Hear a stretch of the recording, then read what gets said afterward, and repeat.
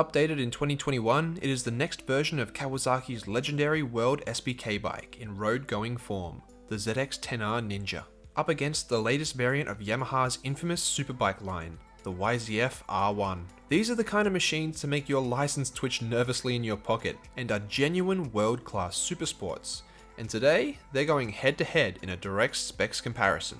G'day, I'm Kwackajack, and welcome to another video in the Versus series, where we take two similar bikes that you might be looking at choosing between and put them under the magnifying glass to have a detailed specs comparison and see just what the differences are. We'll be analysing the styling and dimensions, claimed engine and power specs, exhaust notes, weight, suspension and brakes, features and price to see where they stack up. But before we get started, please do me a huge favour and give this video a like and hit subscribe if you haven't already to join our fast growing moto community. Alright, let's get straight into it and have a look at the styling of these two beauties. Redesigned and updated in 2021, the Kawasaki ZX-10R now features new styling which they claim is even more aerodynamic than the previous model. It is very staunch and aggressive looking, and where I thought the old one looked sleek, this new Quack looks powerful. I expect this design scheme to trickle down to other models in the Ninja lineup, like the ZX-6R, and I'm also predicting we'll see a ZX-4 sometime soon too. It seems to be a kind of love it or hate it look, and I sit firmly in the love it, especially in the KRT trim. The Yamaha R1 on the other hand was last fully designed in 2016, and the 2021 model is a slight revise. It is a bit sleeker than before, and Yamaha claims it improves aero efficiency by 5.3%. It is the smaller of the two bikes in overall size, and think it does have a very distinctive design, although maybe a bit harder to distinguish now with the new R7 roaming around. When it comes to styling, it is of course down to personal opinion. And while I am a blatant Kawasaki fanboy, I mean, it's in the name, I have to say I do prefer the looks of the R1 over the new ZX-10. But which one do you reckon looks better? Alright, now onto the fun part, the engines. These are the sort of bikes you can reach 100 miles per hour in only first gear with, and there is absolutely no way you can get everything out of them on regular roads. Well, keeping a license that is. These machines are clearly track focused and will excel there, so keep that in mind throughout this comparison. The Kawasaki has quite the impressive lineage behind it, with its older versions winning 6 consecutive World SBK Championship titles. They know what they're doing. So they've implanted a 998cc fuel-injected, liquid-cooled inline-4 engine that's directly derived from their world race bike. It normally pumps out around 203 horsepower, but that goes all the way up to 210 at 13,200 RPM with its Ram Air. And it also gets around 115 Nm of torque at 11,500 RPM. It's important to note that usually these track-bred monsters are quite tall geared and can feel a bit spluttery at lower RPMs when not properly in their power band. And to help mitigate this, Kawasaki has slightly lowered the ratio in gears 1 through 3 to help increase acceleration in low speeds. While the Yamaha might not have the same titles as Kawasaki, it doesn't mean that the R1 is short of pedigree. Originally launched in 1998, it was a landmark superbike and way ahead of its time. Throughout the years, it's only gotten better, and the cross-plane crank engine they introduced in 2009 is the stuff of legends. In this 2021 model, you have got a 998cc liquid-cooled 4-stroke forward-inclined cross-plane crank inline 4-cylinder engine. That means it produces a huge 200 horsepower at 13,500 RPM and 112.5 Nm of torque at 11,500. These are two seriously fast motorcycles, and at this level it really comes down to the quality of launch from the rider as to how fast you can go. But you can expect a 0 to 100 km time of 3 seconds or under, and to get up to the limited top speed of 300 km on both bikes. Once they rev up and get into their power bands, they are basically teleportation devices, transferring you from here to there in the blink of an eye. In terms of engine specs though, the Kawasaki does just topple the mighty Yamaha by producing a few more horses and torque at the top end. Now, let's have a listen to those stock exhausts.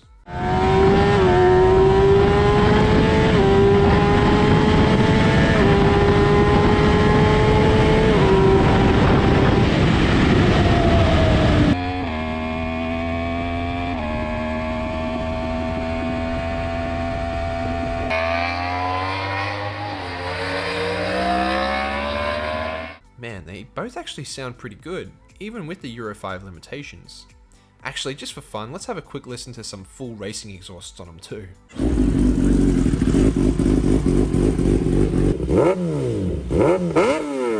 Ooh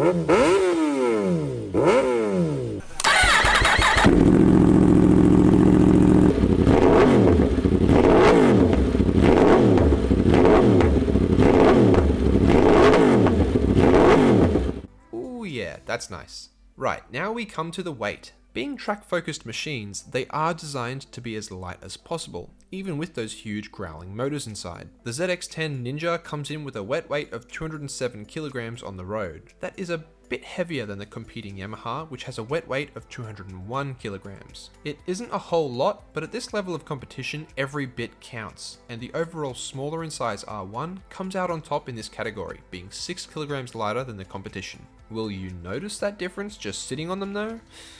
Probably not. Onto suspension and brakes. These are some highly engineered bikes and both are laden with high-tech rider aids and gizmos. The Kawasaki is a purebred racer and their long history of World Series wins should shine through here.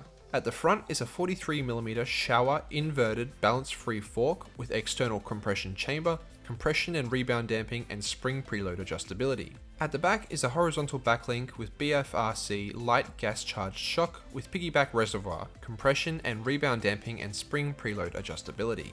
Man, that's a mouthful. You're also sitting quite high up at 835mm with a very forward-facing attack-like ergonomic setup. In fact, it's even more forward-leaning and aggressive than the previous ZX-10, which will make it exceptional on track and a twisty back road. But for everyday riding, maybe not so much. There have also been reports that it can be a little bit cramped on there too. As for brakes, at the front you're equipped with dual 330mm Brembo discs with dual radial mount Brembo M50 monoblock opposed 4-piston calipers, and a single 220mm disc with single bore pin slide at the rear. As mentioned, you're jam-packed full of extra features here, including some really high-spec ABS and braking controls.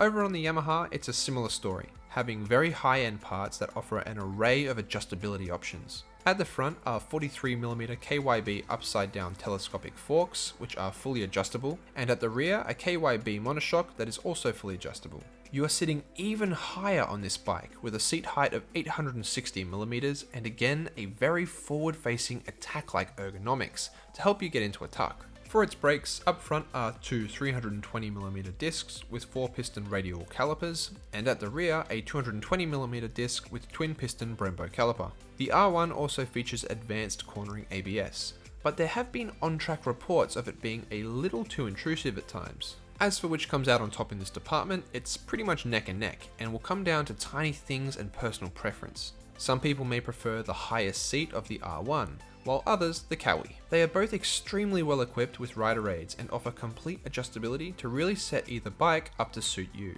And you'll definitely want to do that too, because while these things are track weapons, on everyday roads, you're probably going to be hoping for the fuel light to come on so you can rest and have a break. These are not comfortable long distance bikes, and while you may be able to use them as daily riders, I'm not really sure why you would. There is no clear winner in the suspension department, and it's really close for the brakes as well. Although the Quack does have the slightly bigger front discs, and the reviews have been less than stellar on the Yami's intrusive ABS. Also, the Kawasaki has the slightly larger 18-litre fuel tank compared to the Yamaha's 17 litres. Now, let's take a look at features. I've been claiming throughout this comparison that both are rich in this department, and it's true.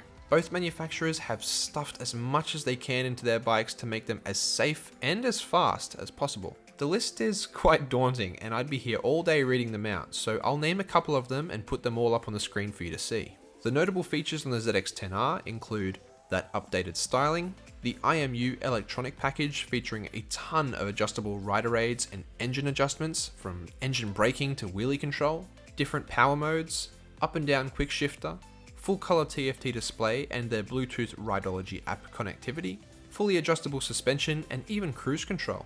Kudos to Kawasaki. There are no glaring omissions and you'll have everything you need and more. The R1 is the same story, with notable features being cableless ride-by-wire throttle, 6-axis IMU with a host of rider aids and engine adjustments, multiple power modes, ABS and smart brake control system, quick shifter and full color TFT display. It's really hard to pick a winner in this department because both do so well and have a lot going for them. Again, it'll come down to the smallest additions over the competition, And in this category, the ZX will slightly prevail. Its TFT display is of a slightly better quality and has that connectivity. And you get cruise control as standard, something the R1 doesn't have. It's a narrow victory, but a victory nonetheless. Finally, we come to price and value for money. Being as advanced as these bikes are, you'd expect to be paying quite a fair bit. And, well, you are. The new Kawasaki ZX-10R, here in Australia, has a right-away price of $27,947. There is also the even more hardcore ZX-10R, which bumps that price up to $44,427 right away. The Yamaha R1 on the other hand, right now has a price of $28,149 right away here in Australia, and you can currently pick up their limited edition 60th anniversary edition for the same price, or their top spec race version, the R1M, for $37,000. So, if you're just after the regular versions, the ZX-10 again takes the win, being very slightly cheaper than the R1. But really though, there's nothing in it, and if you're willing to pick up some of the older models, you can get some terrific deals. Both do really well for value for money in my opinion. Yes, they are expensive, but I mean, look at what you're getting. A full suite of tech on either, a proper race-bred leader class engine, and stylish looks. You can't go wrong with either of these two bikes if you're in the market for this class of motorcycle. They offer a huge amount of value, especially compared to their European counterparts. No, they won't be the best everyday bikes, but I think if you're looking at this sort of machine, you already know that, and you know what you're getting into. You've probably noticed that the ZX-10R has very slightly taken the lead throughout most of this comparison, and it is the overall winner. But both are stunning motorcycles. So there you have it, the Kawasaki Ninja ZX-10R versus the Yamaha YZF R1. Which do you prefer? Let me know down in the comments below, and while you're there, leave a suggestion for which two bikes you'd like to see go head to head next. Thanks again for watching guys, until next time, see ya.